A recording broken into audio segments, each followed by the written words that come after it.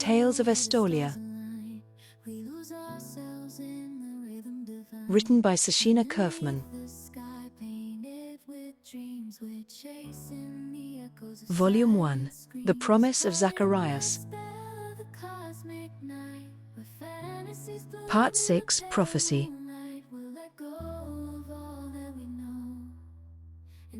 Chapter 2.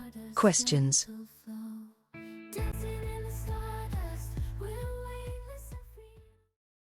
The sons of Zacharias will encounter the woman who will keep their soul in the most unlikely of places.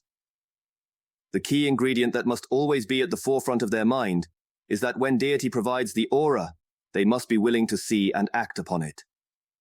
Jonathan Tethys Zakarian, Capitulo 83.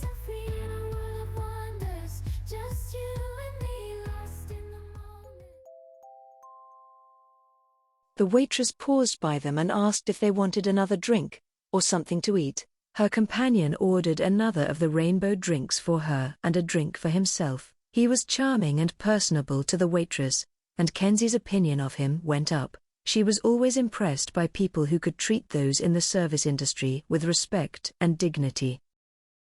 So tell me about you, Nico. She invited him. I am from the island nation of Estolia. I am returning to my land to be married. It is a family and religious obligation to marry during my 30th year. I will be 30 at the end of the week, so I must needs fulfill my destiny and marry. Your bride-to-be is waiting for your return then?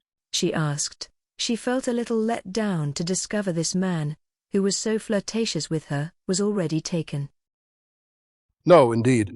When I began this journey, I had not yet met the woman who could keep my soul safe. I simply knew that the sooner I could find the woman who would fulfill my needs, the happier I would be. His expression grew intense.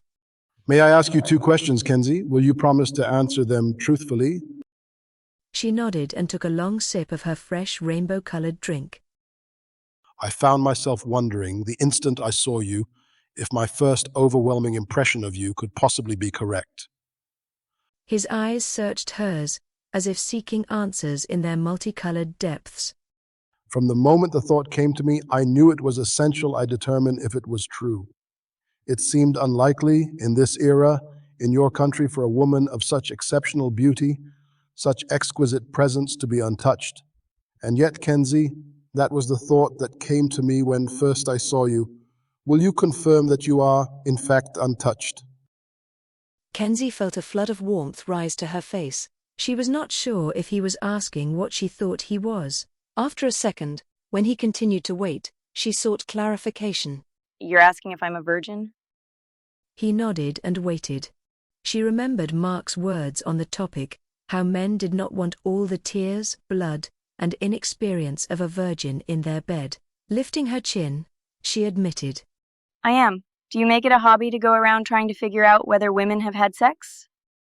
He shook his head in response to her question. In truth, I have never once actively entertained such a curiosity about a woman before now. I felt it was something I had to know about you. Why? We're strangers. In an hour I'm getting on an airplane headed for France. I suppose the main reason was that if you were, as I suspected, untouched, then I would be able to ask you my second question. She took another long drink of her rainbow beverage before asking. And what is your second question? He reached across the table to grasp both of her hands and locked his eyes with hers, before asking. Will you marry me?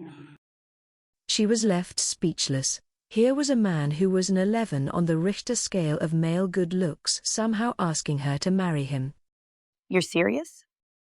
Never more so. I knew from the moment I saw you that you were the one woman on this planet I could marry. Once I recognized you as the woman destined to keep my soul, I was faced with the task of somehow convincing you it was true. She should be telling this man she could not possibly marry him. But there was something compelling about him, alluring. She had the strongest urge to just tell him she would marry him, on the strength of that one question. I'm intrigued. How could you convince me? I believe if you saw my homeland, you might be more easily convinced.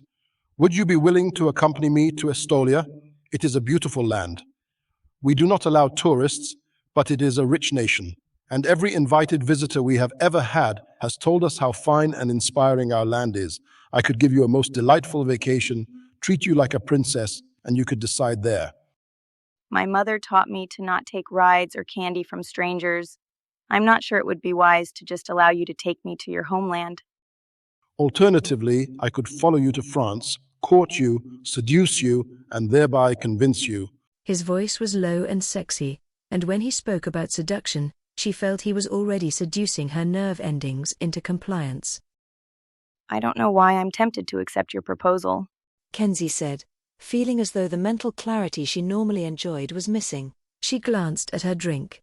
Two tall, exotic alcoholic beverages were lightly chiseling away at her inhibitions. What would you do if that didn't work? I could simply abduct you, bring you to Estolia, seduce, entice, and ensnare you. I should say no, it's crazy. How do I know I can trust you? You've admitted to plans to seduce me or abduct me. Tell me, Kenzie O'Rourke, what enticement might find favor with you? How might I convince you to at least explore the possibility? I firmly believe that if you came to Estolia, you would discover my proposal meets with your favor. So if I cannot entice you to agree to marry me, can I entice you to travel with me to Estolia? The more he spoke, the more tempted she was. I have a ticket to France. I do not have a ticket to Estolia. Even if you could buy me a last-minute ticket to Estolia, what if I choose not to marry you? I'd be giving up my all-expenses-paid trip to France. I have an acceptable solution. Allow me to convert your ticket to an open-date ticket in first class. You will be able to request travel on any date via Estolia Airlines. This will clear up the airfare. I am certain your hotel accommodations can be likewise shifted. If they cannot, I shall supply new ones for you. My luggage! I can't do without my luggage, and it's going to France. Earlier she explained to him her wonderful wardrobe that was created specifically to look good with her hair. He chuckled. So will you accompany me to Estolia if I can miraculously acquire your luggage? You haven't addressed the one other thing I mentioned. How do you know I can get tickets to Estolia? That, my dear, is the easiest of all hurdles. If you will give me your tickets, your hotel information, and your claim tickets for your luggage, I will return within 15 minutes with new tickets to Estolia. She handed over the requested items and watched him leave, wondering if she was crazy to just hand over her tickets to this handsome man who proposed within an hour of meeting her. She sat back in her seat and closed her eyes, trying to keep thoughts of the handsome man out of her mind. She kept imagining his body entwined with hers in the most erotic positions. After a minute, she decided to use her smartphone to look up his country. She had never heard of it. The information available online was minimal, barely one page.